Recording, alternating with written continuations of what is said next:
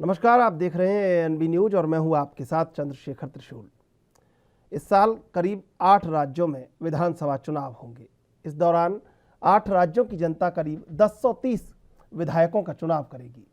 इन विधानसभा क्षेत्रों के चुनाव परिणाम से करीब 137 लोकसभा सीट का रुझान दिखेगा। इसीलिए साल 2022 में होने वाले विधानसभा चुनाव को काफ़ी अहम माना जा रहा है और इसे आगामी लोकसभा चुनाव के सेमीफाइनल के तौर पर भी देखा जा रहा है। चुनाव आयोग फरवरी महीने में पंजाब, गोवा, मणिपुर, उत्तराखंड और उत्तर प्रदेश में चुनाव करा सकता है। वहीं इस साल के अंतिम महीनों अक्टूबर और नवंबर में गुजरात और हिमाचल में चुनाव हो सकते हैं। इस साल होने वाले विधानसभा चुनावों में सबसे ज़्यादा 403 विधायक उत्तर प्रदेश से चुने जाएंगे। इसके बाद गुजरात से 182, पंजाब से 117, उत्तराखंड से 70, हिमाचल से 68, मणिपुर से 60 और गोवा से 40 विधायक चुने जाएंगे। अगर जम्मू कश्मीर का परिसीमन हो जाता है तो राज्य की तकरीबन 1,36,00,000 आबादी के लिए 90 विधानसभा सीटें होंगी। हालांकि इससे पहले जम्मू कश्मीर में 87 विधानसभा सीटें थी। इस साल 2022 में 8 राज्यों के चुनाव और इन चुनावों पर पकड़ मजबूत रखने के लिए सभी दल लालायित और बीजेपी 2014 के बाद लगातार जो 2014 में 1000 का आंकड़ा विधायकों का छुआ था बीजेपी ने पूरे देश में, उस 1000 विधायकों के आंकड़े से लगातार कदम दर कदम बढ़ती हुई आगे। लेकिन सबसे बड़ी बात कि जो परंपरागत राज्य हैं बीजेपी के, वहाँ नुकसान भी हुआ।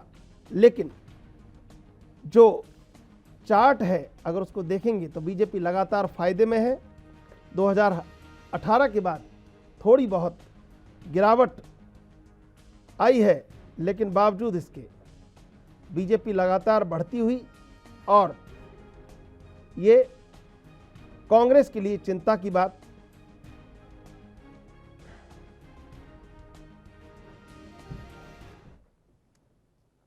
और इसी मुद्दे पर चर्चा के लिए हमारे साथ राजनीतिक विश्लेषक अनुराग तिवारी जुड़े हुए हैं। अनुराग तिवारी जी, स्वागत आपका एएनबी न्यूज पर। अनुराग जी, आवाज मिल रही है आपको? जी जी, मुझे आवाज आ रही है आपकी। अनुराग जी, ये जो साल 2022 है, सबसे पहले तो आपको नववर्ष की शुभकामनाएं। ये जो साल 2022 है ये सेमीफाइनल है 2024 का। इस सेमीफाइनल में सबसे बड़ा जो राज्य है उत्तर प्रदेश, वहाँ पर अग्नि परीक्षा है और उसके बाद अन्य राज्यों में बीजेपी जो लगातार बढ़ती जा रही है, एक जो एजेंडा उन्होंने बनाया है लगातार उत्तरोत्तर प्रगति का, वो लगातार बढ़ते जा रहे हैं। 1000 विधायकों को 2014 में उस आंकड़े को छुआ था, उसके बाद आगे प्रगति जारी है। लेकिन परंपरागत राज्यों में बीजेपी कमजोर हुई है थोड़ी सी। कैसे देखते हैं इसको? देखिए, सबसे पहले तो मैं एएनबी के सभी दर्शकों को नव वर्ष की बहुत शुभकामनाएं देता हूं और आपकी पूरी टीम को बहुत शुभकामनाएं देता हूं। जैसा कि आपने सवाल पूछा कि बीजेपी का जो प्रभाव सभी राज्यों में बढ़ रहा है, उसको कैसे देखते हैं और ये क्या सेमीफाइनल है या नहीं लोकसभा के लिए। मेरा जो मानना है स्पष्ट तौर पे कि कोई भी चुनाव सेमीफाइनल या फिर दूसरा कोई टूर्नामेंट नहीं होता है। सभी मैच एक अलग तरीके से, एक अलग परिदृश्य के साथ, एक अलग मुद्दों के साथ, अलग समस्याओं के साथ लड़ा जाता है और इस चुनाव के साथ भी वैसा ही है। ये 5 जो राज्य लड़े जा रहे हैं, उनके अपने अपने मुद्दे हैं, उनकी अपनी अपनी समस्याएं हैं। लोगों के वोट देने के टाइम जो मानसिकता होती है वो लोकसभा और विधानसभाओं में बिल्कुल अलग अलग होती है, उसकी तुलना हम लोग नहीं कर सकते हैं। तो मेरा मानना है कि ये जो चुनाव होने वाला है, कोई भी चुनाव, भारत में कोई भी चुनाव हो, वो नॉकआउट चुनाव होता है। नॉकआउट इन द सेंस कि आप अगर चुनाव जीते तो आप पब्लिक के बीच में जा पाएंगे, अदरवाइज आप पब्लिक के बीच में नहीं जा पाएंगे। तो फाइनल सेमीफाइनल का कोई कॉन्सेप्ट नहीं है भारत के राजनीतिक समीकरण में। सभी चुनाव नॉकआउट प्रक्रिया में होता है। जैसा कि आपने बीजेपी के ऊपर सवाल पूछा कि बीजेपी का प्रभाव बढ़ता जा रहा है, जी ऐसा हुआ है कि 2014 के बाद में बीजेपी का प्रभाव बहुत बढ़ा है। कम से कम एक समय ऐसा भी था कि 21 राज्यों में सत्ता में थी बीजेपी, अब कुछ कम हुई है, 17 से 18 राज्यों में पहुंची है। लेकिन उसके पीछे एक और हम लोग कारण ये देख सकते हैं कि शुरुआत में जो वादे किए गए थे, शुरुआत में जो लोगों को सपने दिखाए गए थे, उन सपनों को बहुत ज्यादा जमीन पे नहीं उतार पाई है बीजेपी। ये एक समस्या देखा जा रहा है और लोग भी टाइम जैसे बीतता जाता है, लोग इस चीज को समझना शुरू करते हैं। मुझे लगता है कि यूपी में बहुत स्कोप है और बहुत ज्यादा परिश्रम करने की भी जरूरत है। इसी का एक परिणाम आप देख सकते हैं कि प्रधानमंत्री जी अभी तक एक महीने में कम से कम 10 से अधिक दौरे यूपी का कर चुके हैं। तो यूपी सभी मायनों में बीजेपी या अन्य पार्टियों के लिए बहुत महत्वपूर्ण है। उसी के लिए प्रयास जारी कर रही है, लेकिन कुछ चुनाव फाइनल सेमीफाइनल का कोई एजेंडा या फंडा नहीं हो सकता। सभी चुनाव अपने आप में एक अलग महत्व रखते हैं, एक अलग उनका समीकरण होता है।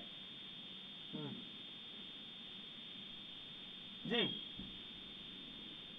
अनुराग जी, समीकरण होता है, लेकिन सबसे बड़ी बात यह है कि जिस तरह उत्तर प्रदेश में कांग्रेस की एंट्री हुई है और एक जो अपेक्षाएं, जो आपने भी बताया, जो अपेक्षाएं हैं बीजेपी से, उसका कहीं मूल्यांकन अब होने लगा है और उस मूल्यांकन में उनको खरा भी उतरना होगा। ये उनके लिए सबसे बड़ा प्रश्न चिन्ह है इस समय।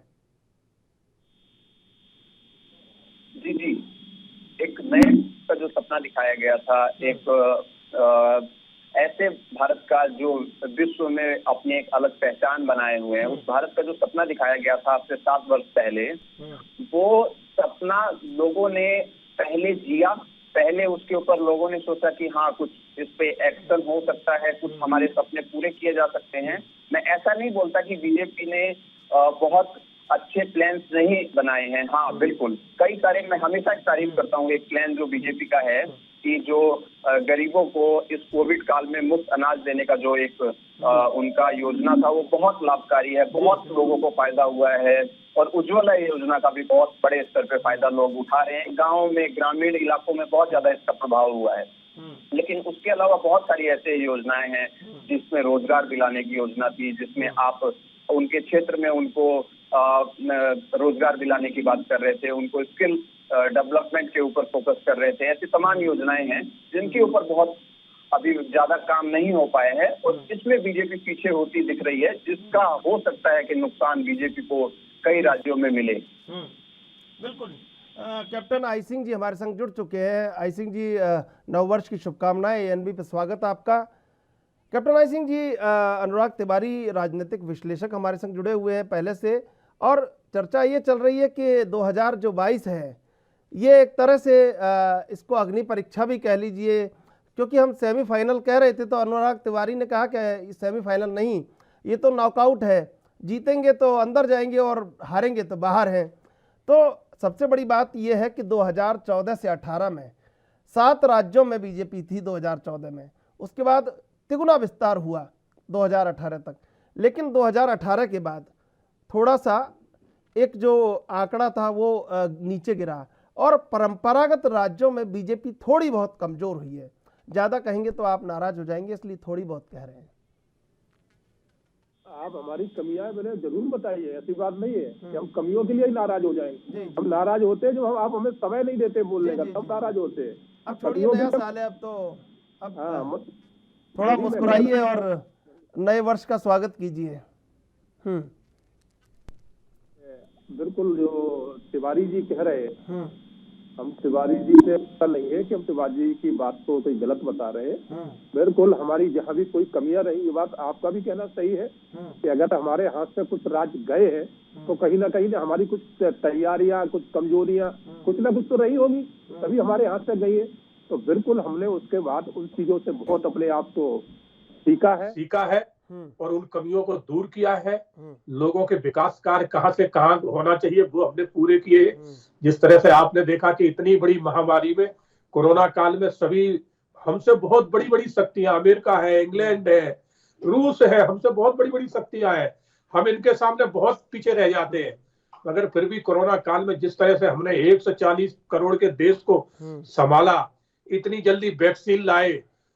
आज हमारा आंकड़ा 100 करोड़ से ऊपर ज्यादा है, वैक्सीन हम लगवा चुके हैं। तो हमारी इन तैयारियों को, ये हमारी जो एक सरकार ने एक बढ़ चढ़ के काम किया है, सराहनीय काम किया है, तो इसकी सराहना भी होना चाहिए। तो और जिस तरह से आपने देखा होगा कि इस देश के 80 करोड़ लोगों को खाद्यान्न निःशुल्क, कि कोई भूखा ना रह जाए, जिसके पास अगर इस कोरोना काल में अगर कहीं से कहीं उसकी आय कम हो रही है तो उसको ये महसूस ना हो कि आज हमारी आय नहीं है तो हम भूखे हैं।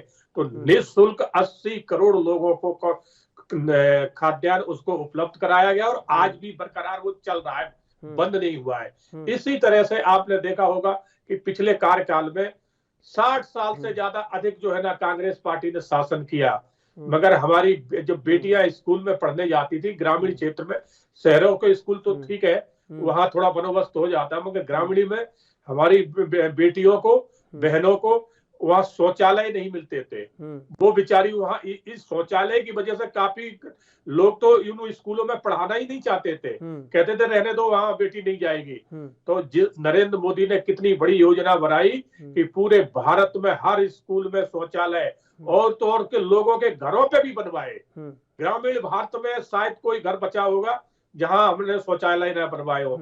इसी तरह से हमने उज्ज्वला चलाई कि कोई गरीब जो है ना बिगर धुएं से परेशान ना हो। हमारी माताएं बहनाएं जो लकड़ी फूंक फूंक के परेशान थी, जिनकी आंखें खराब हो रही थी, उसके लिए हमने गैस चूल्हा फ्री बंटवाया।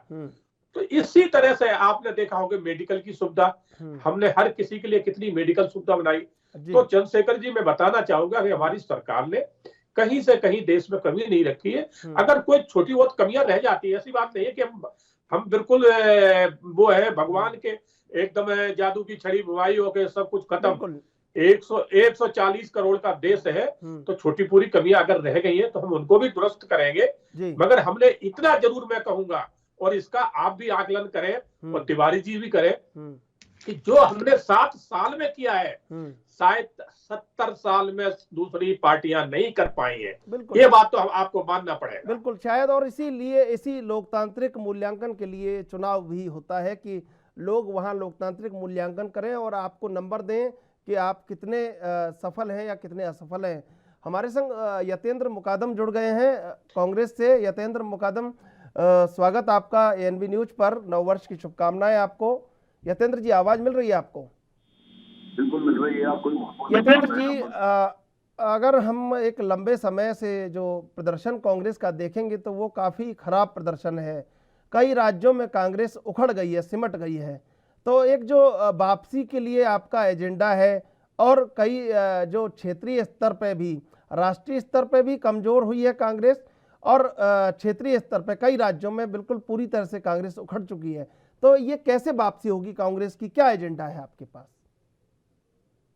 2014 से जब से प्रधानमंत्री श्री नरेंद्र मोदी जी ने झूठ का पुलिंदा आम जनता के सामने पेश किया, जैसे आपने देखा गुजरात मॉडल पूरे देश में चुनावों में 2014 में पेश किया गया, तो कौन सा वो झूठ था, किस तरीके का एक मैं कहूँगा कुछ बिजनेसमैन को साथ लेकर और मीडिया को बिल्कुल खरीद कर एकदम, और हम देश की आम जनता को गुमराह करने का काम किया गया। अभी बीजेपी के मेरे सम्मानीय प्रवक्ता कह रहे थे कि कोरोना काल की बात कर रहे थे। कोरोना काल में किस तरीके से देश को लूटा गया है, किस तरीके से आदरणीय राहुल गांधी जी ने जब पहले ही ये कह दिया था कि देखिए कोरोना आ रहा है और इसको आप संभालिए, व्यवस्था बहुत खराब होने जा रही है, लेकिन किस तरीके से देश की जनता को गुमराह करने का और उनके स्वास्थ्य के साथ में और कोरोना में मैं कहूँगा किस तरीके से आप देखिए ऑक्सीजन की कमी से कितनी हजारों मौत हमारे देश में हुई। तो ये बिल्कुल विफल साबित हुई है सरकार कोरोना को लेकर। और दूसरा देश की जनता को गुमराह करने का और मैं कहूँगा झूठ का एक आडंबर एक रचने का प्रधानमंत्री श्री नरेंद्र मोदी ने काम किया, जिसमें देश की जनता बहक गई। किसानों के लिए देखिए आप, किसानों का किस तरीके का अहित इस सरकार में किया गया। 700 किसान शहीद हो गए एक आंदोलन को चलाने में अपनी मांगों को लेकर। लेकिन प्रधानमंत्री जी आप नैतिकता देखिए, उनमें नेक भी नैतिकता नहीं है। जब उन्होंने 3 काले कानून वापस भी लिए, कि जब दबाव बना पूरे देश का और किसान बिल्कुल इकट्ठा हुए, तो प्रधानमंत्री में नेक भी नैतिकता नहीं थी कि उन 700 किसानों के लिए 2 शब्द भी अगर वो कह पाते कि उनको उन शहीदों के लिए। लेकिन कुछ नहीं, ये तानाशाह लोग हैं, इन्होंने पूरे देश में तानाशाही चलाने का काम किया है। आज मैं कह सकता हूँ कि देश में राजशाही शासन काम कर रहा है। देश में लोकतांत्रिक मूल्यों की बिल्कुल हत्या भाजपा कर चुकी है और लगातार गरीब, किसान, महिलाएं, सभी के, मैं कहूंगा सभी के खिलाफ बिल्कुल ये सरकार काम कर रही है और कोई इस सरकार ने ऐसा काम नहीं किया जिससे देश की उन्नति और प्रगति के रास्ते प्रबल हो सके। अनुराग तिवारी जी, देखिए, विपक्ष के लिए बहुत ठीक है कि वो आक्षेप और आलोचना करता रहे, लेकिन जहां कांग्रेस की सरकारें हैं वहां एक कोई ऐसा ऐतिहासिक कदम या एक ऐतिहासिक ऐसा फैसला बताना पड़ेगा जनता को, ताकि वो कहीं ये बन सके कि आपको काम भी करना होगा। बीजेपी और कांग्रेस दोनों को जनता के बीच में अपने काम ले जाने होंगे। आपको कैसे लगता है कि ये आक्षेप और आलोचनाओं से कुछ बढ़ोतरी हो सकती है अगर काम नहीं करेंगे तो? जी जी, आपका सवाल बिल्कुल उचित है इस समय। मेरा मानना ये है कि 2014 के बाद जिस तरीके से कांग्रेस विपक्ष की एक भूमिका निभा रही है वो उसमें 100% फेल रही है। जिस तरीके से कांग्रेस को विपक्ष की भूमिका निभानी चाहिए उसने उसका तनिक भी उसको इम्प्लीमेंट नहीं किया है। मैं आपको एक उदाहरण देता हूं, जब बीजेपी विपक्ष में थी तब उनका आप विरोध करने का तरीका और उनका मुद्दों को उठाने का तरीका आप देखेंगे तो कांग्रेस उससे 10% भी उसके बराबरी नहीं कर पा रही है। तो मेरा मानना है कि कांग्रेस विपक्ष के तौर पर फेल रही है। और दूसरी बात यह है कि ये लोग कभी भी ये स्वीकार नहीं कर पाते हैं कि ये लोग फेल रहे हैं, विपक्ष के तौर पे भी फेल रहे हैं।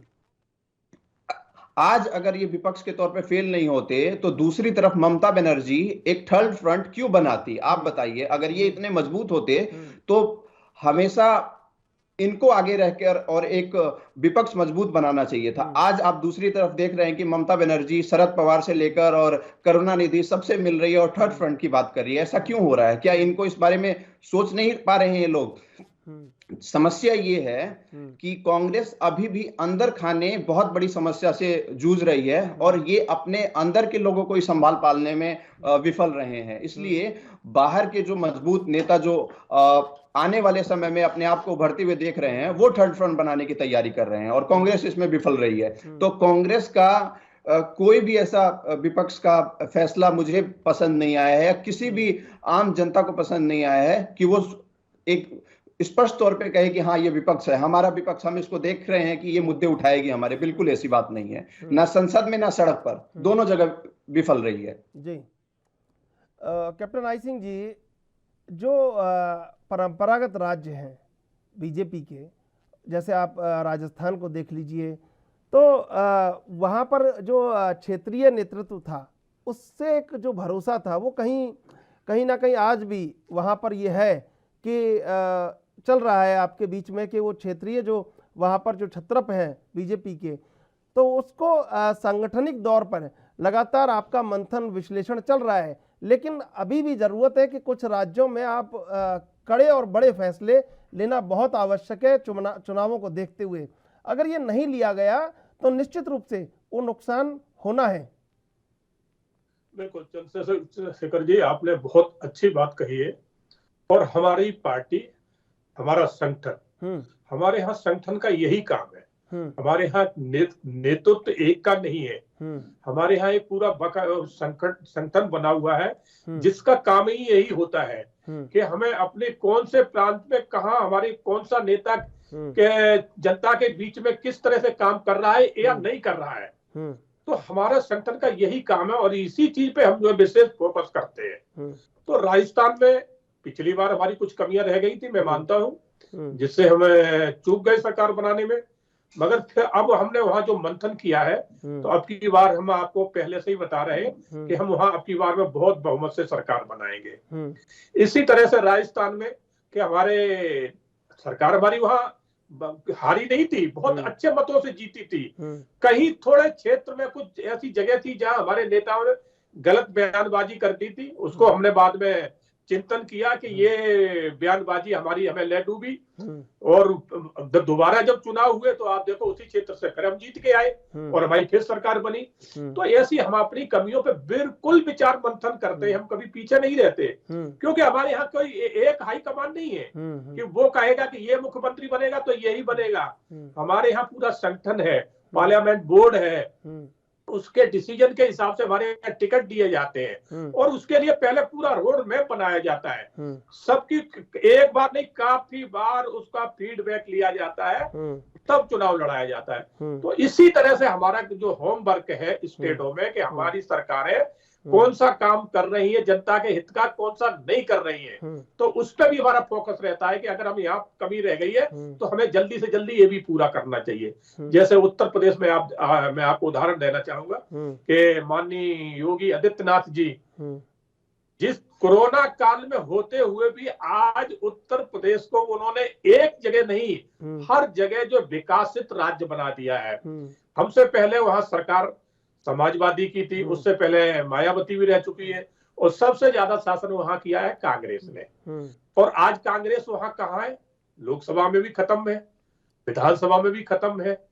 तो अगर इनके अंदर इतनी कमियां थी और इन्होंने सुधारा नहीं, तभी तो इनकी हालत हुई। मगर हम अपनी कमियों को तुरंत सुधारते, हम ये नहीं कहते कि हम तो अंतर ध्यान नहीं है, हमसे कोई गलतियां होती नहीं, होती है, क्यों नहीं, हम भी एक मानस है, तो मानस से ही गलतियां होती, मगर हम अपनी गलतियों को सुधारते हैं। मगर इन पार्टियों में गलतियों को सुधारा नहीं जाता है, ये गलतियों को दबाते हैं और फिर वही गलती दोहराते हैं। जैसे समाजवादी में जब उत्तर प्रदेश में आपने देखा होगा कि बलात्कार के केस दिन पे दिन बढ़ रहे थे, तो एक कानून लेके आ रहे थे, सभी पार्टियों की मांग थी कि फांसी, बलात्कारियों को फांसी का कानून बनाया जाए। तो सबसे पहले समाजवादी पार्टी के नेता मुखिया मुलायम सिंह ने क्या कहा था कि बच्चे हैं, गलती हो जाती तो क्या इनको फांसी दी जाएगी? तो आप सोचिए कि वो मतलब बलात्कार का सपोर्ट कर रहे थे। इसी तरह से वहां के अखिलेश यादव है, उनके शासन काल में आपने देखा होगा किस तरह से वहां भू माफिया हावी हुआ, जितनी सरकारी जमीनें थी सारी कब्जा कर ली, उन पे होटल, रेस्टोरेंट और अपने मकान बना दिए। वो आज हमारे योगी जी ने बुलडोजर घुमा के सब तोड़ दिए, सरकारी जमीन, जनता की जमीन जनता के हवाले कर दी है। इसी तरह से वहां पर जो है ना, जितने भी दारू माफिया, रेत माफिया, शराब माफिया जितने हावी थे, आज सारे देश नाबूद हो चुके हैं, कोई सर नहीं उठा रहा है। और गुंडे बदमाश, आपने देखा होगा कि उत्तर प्रदेश में, हो सकता है कि आप उत्तर प्रदेश से अगर जुड़े होंगे तो आप जानते होंगे कि उत्तर प्रदेश की हालत क्या होती थी कि शाम के टाइम हमारी बहन बेटियां महिलाएं घर से बाहर निकलने में डरती थी, दिन में भी बहुत विचार रहता था, क्योंकि जितने गुंडे बदमाश थे, छेड़छाड़ करने वाले सरेआम घूमते थे। आज कहीं नजर आ रहा है? कोई नहीं आता। अगर ये कहीं निकलता भी है तो दूसरे दिन उसको उसकी जगह पहुंचा दिया जाता है। तो हमने अपने सुधार किए हैं, इन्हीं सुधारों को, जनता के विकास किए, इन्हीं को लेके हम जनता के बीच में जाएंगे और अपनी बात रखेंगे कि अगर हमने आपके कुछ किया है तो आप हमें दोबारा फिर लाइए। तो हम अपने काम पे चुनाव लड़ेंगे, हम खाली झूठे वादों पे या परंपरा पे कि नहीं हम बहुत पुरानी पार्टी है उस पर लड़ेंगे, उस पर नहीं लड़ेंगे। अपने काम पे, अपने विकास पे, और हमने जो जनता के बीच में अपनी एक छवि बनाई है उस पर चुनाव लड़ेंगे, उसी को लेके जाएंगे। हमारे पास बहुत बड़े चेहरे हैं दो, एक नरेंद्र भाई मोदी जो देश में आज उन्होंने जिस तरह से एक देश का मान सम्मान बढ़ाया है अंतरराष्ट्रीय लेवल में, उनका हमारे पास इतना बड़ा चेहरा है, जो कहते हैं वो करते हैं कि देश में ऐसी ऐसी कुरीतियां थी। आपने देखा होगा कि हिंदुस्तान का अभिन्न अंग जम्मू कश्मीर, किस तरह से हिंदुस्तान से उसको अलग करने की साजिश रची गई थी। हमारी सरकार ने उसको देश में मिला के आज इस तरह से बना दिया है कि जम्मू कश्मीर में आज आप पूर्ण अधिकार है आपके, नहीं तो वहां आप कुछ करना चाहे तो आप कर नहीं सकते थे, मगर उनको जरूर इतना अधिकार दे दिया था कि वो पूरे देश में कुछ भी कर सकते हैं, मगर बाकी देश का वहां कुछ नहीं कर सकता है। तो इन कुरीतियों को हमारी सरकार ने खत्म किया है, भारत को एक बनाया है, सबका साथ, सबका विकास और सबका विश्वास, यही हमारा मूल मंत्र है हमारे नेता का और हमारी पार्टी का। बिल्कुल यतेंद्र जी, देखिए एक सबसे बड़ी बात ये रही कि जो दिग्गजों का पलायन था उसको आप रोक नहीं पाए और वो बदस्तूर जारी है। बीजेपी में भी हुआ ऐसा, लेकिन बहुत उसका प्रतिशत बहुत कम है, लेकिन आपके यहाँ उसका प्रतिशत बहुत ज़्यादा है। और अब 2022 137 लोकसभा क्षेत्र जिसमें आते हैं और इतने सारी विधानसभाएं। अब यहाँ पर जो 2022 है, अगर इस पलायन को रोक लिया आपने तो ये सबसे बड़ी चुनौती है कि पलायन कैसे रोकेंगे। और एक विपक्ष में भी वर्चस्व साबित करना पड़ रहा है कि कौन बड़ा विपक्षी है। तो ये दो बड़े सवाल हैं आपके लिए, इनको कैसे हल करेंगे? ये जब सत्ता में पार्टी होती है तो उसमें ये स्वाभाविक है कि लोग जो है दूसरी पार्टियों से उसमें जाते हैं। हमारे यहाँ भी लोग आते रहे, तो जाने वाले को किसी ने नहीं रोका। और दूसरा ये कि देखिए, ये जो अभी बता रहे थे भाजपा के मेरे सम्माननीय प्रवक्ता कि उन्होंने विकास को अपनी नींव पर ये आगे का चुनाव लड़ने जा रहे हैं। मैं आपको बता देना चाहता हूँ कि कोई इन्होंने विकास कैसा भी पूरे उत्तर प्रदेश में नहीं किया। बहन बेटियां और तमाम अपराध इस प्रदेश में हुए हैं। ये अपराधिक प्रदेश के रूप में उत्तर प्रदेश अपनी पहचान योगी जी की सरकार में बना पाया है। आपने देखा कि लखीमपुर की घटना जिसमें इन्हीं भाजपा के लोग शामिल थे, 5 किसानों को, वहाँ 6 किसानों को कुचल दिया गया।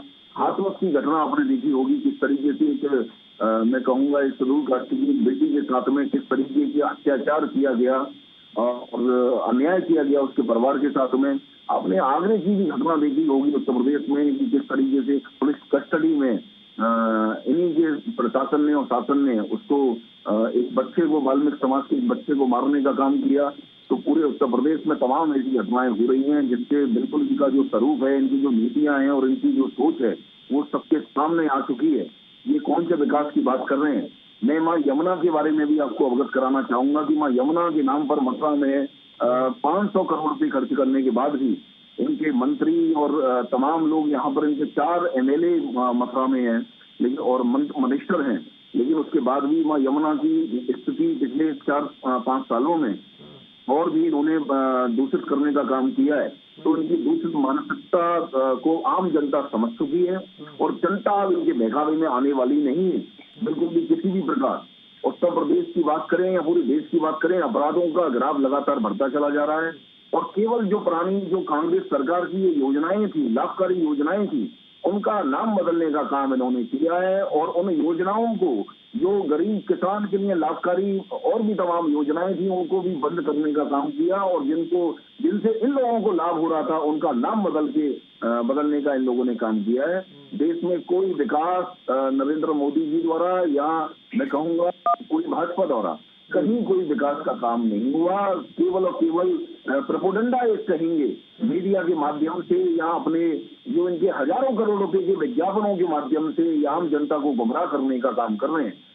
आप देखिए, मैंने तमाम लोगों से मेरी बात हुई कि कभी भी ऐसा नहीं हुआ कि राशन कार्डों पर कभी किसी प्रधानमंत्री या मुख्यमंत्री का कभी फोटो लग के राशन कार्ड राशन के माध्यम से घर घर पहुंचा हो, लेकिन ये लोग उसमें भी अपना प्रचार करने का काम कर रहे हैं। युवाओं का रोजगार देखिए, युवाओं के रोजगार का इन लोगों ने वायदा किया था कि 2 करोड़ रोजगार देने का हम काम करेंगे हर साल।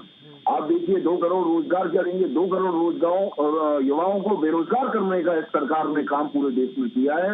बेरोजगारी दर लगातार बढ़ती चली जा रही है, किसान परेशान है और बिल्कुल महिलाएं हताश है। जो 450 रुपए का सिलेंडर जो 2014 से पहले गृहिणियों को मिलता था, आज वो 1000 रुपए पे उसकी कीमत जा पहुंची है। पेट्रोल और डीजल की कीमत आप देखिए आसमान छूने का काम कर रही है।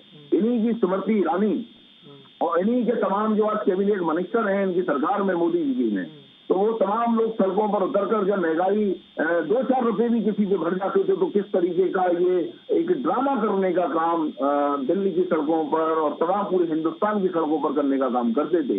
लेकिन आज कहाँ है स्मृति ईरानी जो थोड़ी सी मूल्य की कीमत किसी भी वस्तु पर बढ़ जाने पर और सड़कों पर उतर आती थी।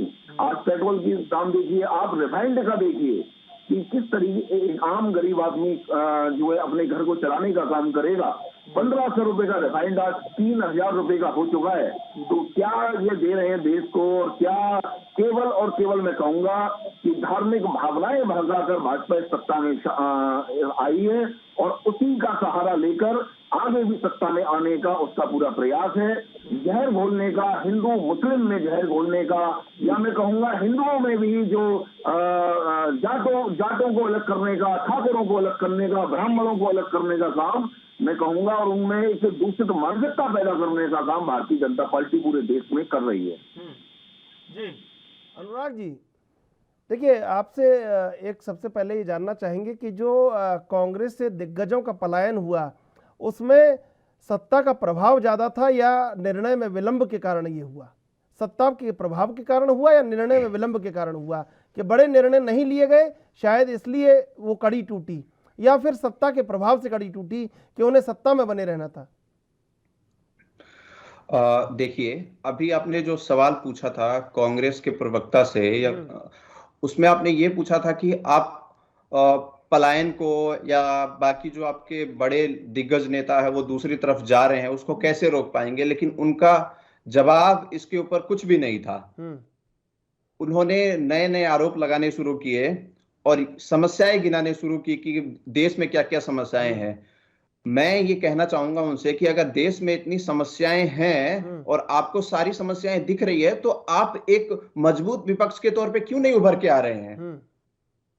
आपके पास इतनी बड़ी टीम है, आपके पास भारत की सबसे पुरानी राजनीतिक दल है जिसका इतना अच्छा बैकग्राउंड है, इतना मजबूत बैकग्राउंड है, तो आपको उस समस्याओं को देश तक पहुंचाने में क्यों दिक्कत हो रही है? आप पहुंचाइए, अब एक विपक्ष की भूमिका में उभर के आइए। अब जैसे आपने मेरे से सवाल पूछा कि क्या समस्या है बड़े दिग्गजों को रोकने के लिए, देखिए, बड़े दिग्गज एक पार्टी से दूसरी पार्टी में हमेशा जाते रहे हैं। ये एक परंपरा रही है, आजादी के बाद ही ऐसा चलता आया है। बहुत बड़े बड़े लीडर एक दूसरे पार्टी से दूसरी जगह गए हैं। अभी हाल के एक हफ्ते पहले हमने देखा कि बीजेपी के उत्तराखंड के एक बहुत बड़े मंत्री हैं हरक सिंह रावत, उनकी नाराज होने की खबर मिली और अगले दिन ही पता चला कि उनको मना लिया गया है। तो इस बात को आप क्यों बीजेपी का एक अच्छा मैनेजमेंट नहीं मानते हैं? बिल्कुल ये अच्छा मैनेजमेंट है कि एक दिन एक खबर आती है कि मंत्री नाराज हुए और दूसरे दिन किसी को पता नहीं चला कि वो मंत्री को कैसे मनाया गया, और इतना अच्छा मैनेजमेंट है, तो इसकी तारीफ हमें बिल्कुल करनी चाहिए।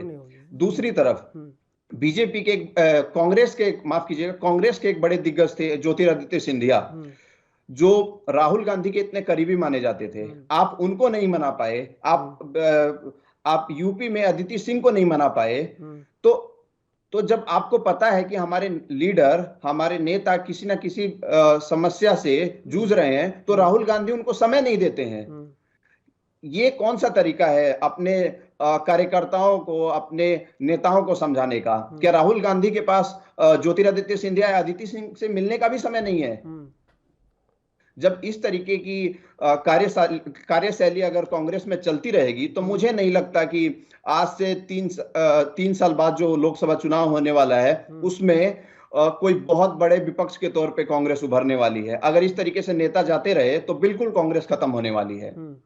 क्योंकि अगर जब तक आप अपने नेताओं का मैनेजमेंट नहीं कर पाएंगे, उनको रोक नहीं पाएंगे, उनको एक अच्छे सपने, अच्छे भविष्य नहीं दिखा पाएंगे, तो क्या फायदा है आपके सबसे पुराने राजनीतिक दल होने का? जी बिल्कुल। और मुझे लगता है कि कांग्रेस को बीजेपी से इस चीज में बहुत कुछ सीखना पड़ेगा कि कैसे आप अपने नेताओं को मनाते हैं और पब्लिक को पता भी नहीं चलता है।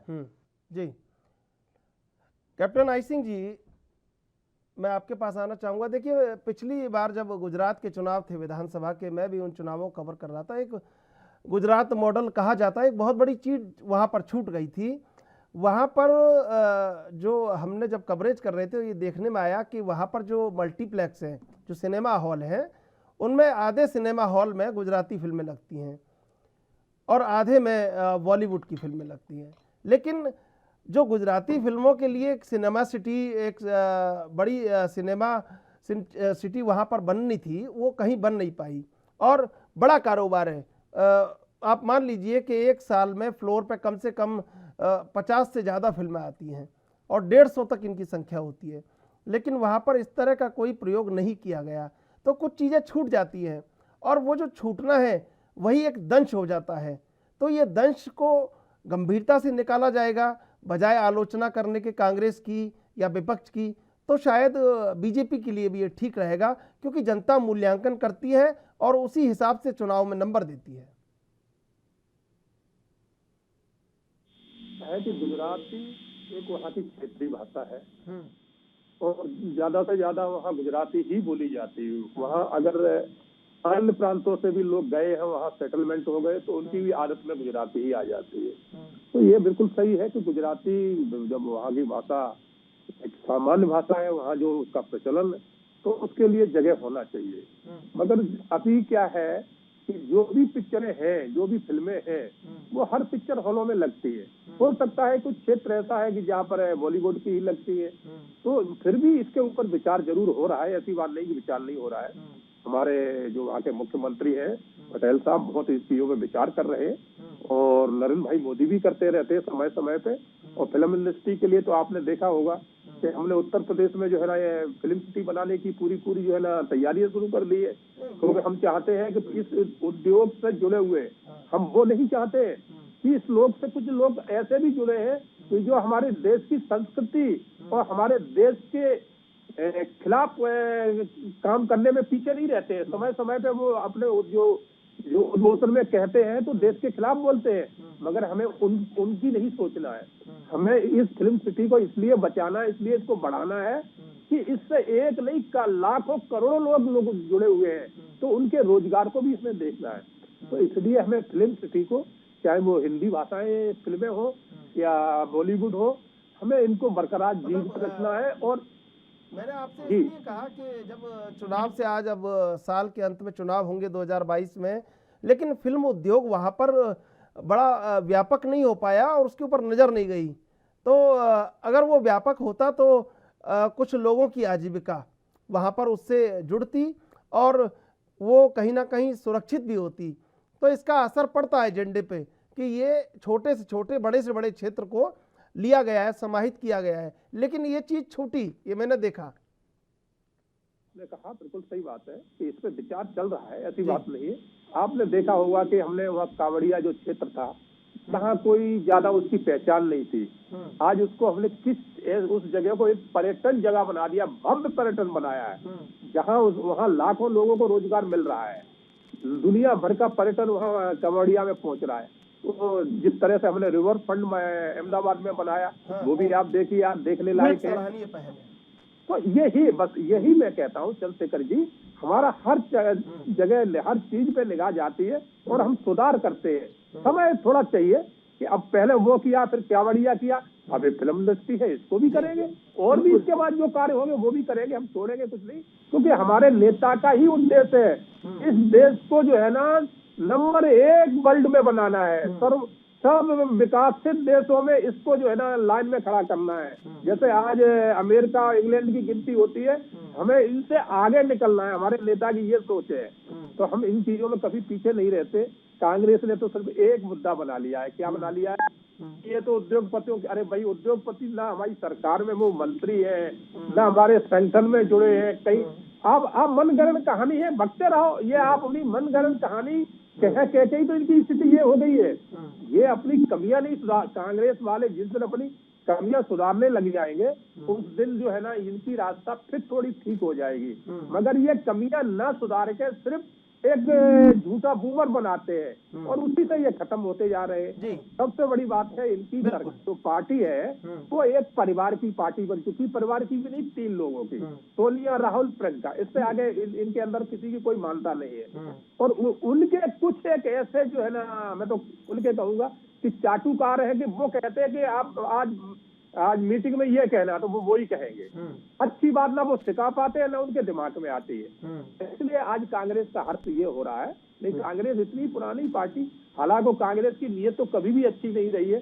जब से देश आजाद हुआ है तब से लेके अभी तक ये कहो कांग्रेस की अच्छी नीयत रही हो, कतई नहीं रही। जैसे अभी हमारे कांग्रेस के प्रवक्ता, हमारे मित्र ने कहा कि ये पार्टी जाति में बांटती है, ठाकुर में, ब्राह्मण में।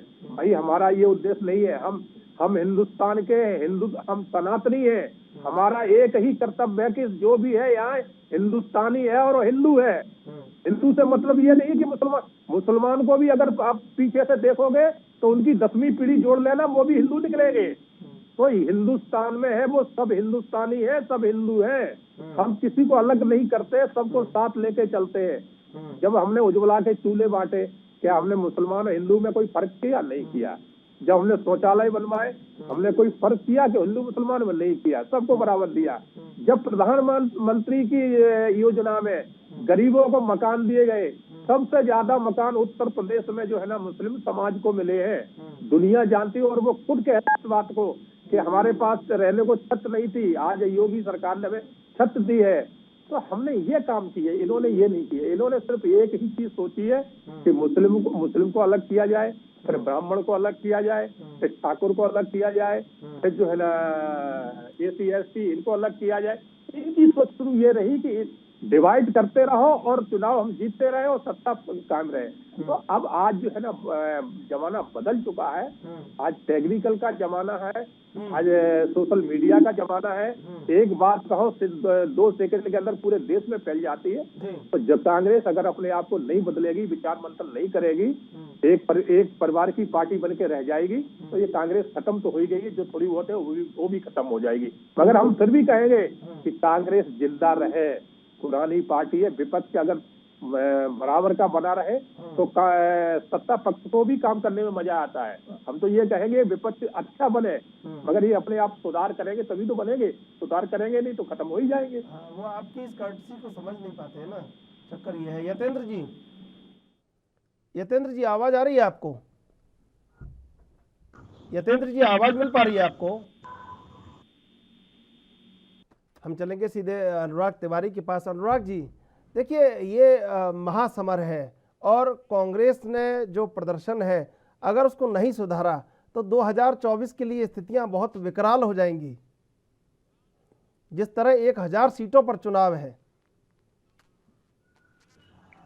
अनुराग जी आवाज मिल रही है आपको? जी जी जी जी आप एक बार सवाल दोहराएंगे? अनुराग जी देखिए, 1030 सीटों पर चुनाव है इस साल में और ये 137 लोकसभाओं के रुझान को कहीं ना कहीं परिवर्तित करता है। तो ऐसे में अगर बीजेपी जिस रफ्तार से बढ़ रही है और कांग्रेस जिस रफ्तार से पीछे आ रही है, अगर कांग्रेस ने आमूलचूल परिवर्तन नहीं किए तो ये बड़ी मुश्किल है। ये साल पूरा एक अग्नि परीक्षा है कांग्रेस के लिए। जी जी बिल्कुल बिल्कुल। अगर कंपेयर करने की बात हो तो कांग्रेस का जो संगठन है, कांग्रेस की जो कार्य योजनाएं हैं, कांग्रेस का जो कार्य करने का तरीका है वो बीजेपी से बिल्कुल अलग है। मैं बीजेपी की अगर बात करूं तो बीजेपी का चुनाव अगर 2024 में है तो उसकी तैयारियां 2022 तक पूरी हो जाती है। उसकी सारी बूथ लेवल की तैयारियां पूरी हो गई होती है। और अभी भी अगर मैं बात करूं यूपी की, तो यूपी में आप कांग्रेस अगर बूथ लेवल की बात करें तो कोई तैयारियां नहीं है। तो इस तरीके से अगर विश्व की माफ कीजिएगा, भारत की सबसे पुरानी अगर पार्टी काम करेगी कांग्रेस, तो बिल्कुल मुझे नहीं लगता कि 2024 में जो करिश्मा वो करना चाह रहे हैं, जो करिश्मे करने का सपना कांग्रेस का हर एक कार्यकर्ता देख रहा है, राहुल गांधी को प्रधानमंत्री बनाने का सपना देख रहा है, वो पूरा होता दिखाई नहीं दे रहा है। इसके लिए इनको अपने बूथ स्तर से लेके अपने जो प्रमुख उनके जो कार्यकर्ता हैं, जो प्रमुख उनके नेता हैं, उनके अंदर एक बहुत बड़ा बदलाव लाने की जरूरत है। वो बदलाव होना चाहिए, लोगों से जुड़ाव उनका बढ़ना चाहिए। उसके अलावा एक कड़े फैसले लेने का भी उनके अंदर एक जज्बा होना चाहिए। तभी मुझे लगता है कि 24 में कोई करिश्मा हो सकता है। आज की हालात को देखते हुए 24 में कोई बड़ा करिश्मा होते हुए दिखाई बिल्कुल नहीं दे रहा है। और इसका फायदा शायद जो छत्रप है उनको मिलेगा निश्चित रूप से। जी जी जी जो क्षेत्रीय दल है उनको फायदा इसका हो जाएगा।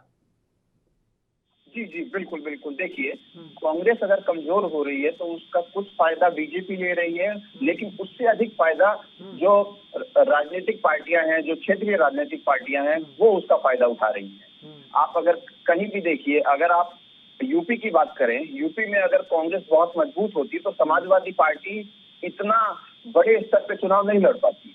लेकिन आज की डेट में आप देखिए कि समाजवादी पार्टी बहुत मजबूत होकर चुनाव लड़ रही है। वहीं दूसरी तरफ आप अगर आम आदमी पार्टी को देखें तो पंजाब और उत्तराखंड में बहुत अच्छा चुनाव इस बार लड़ रही है।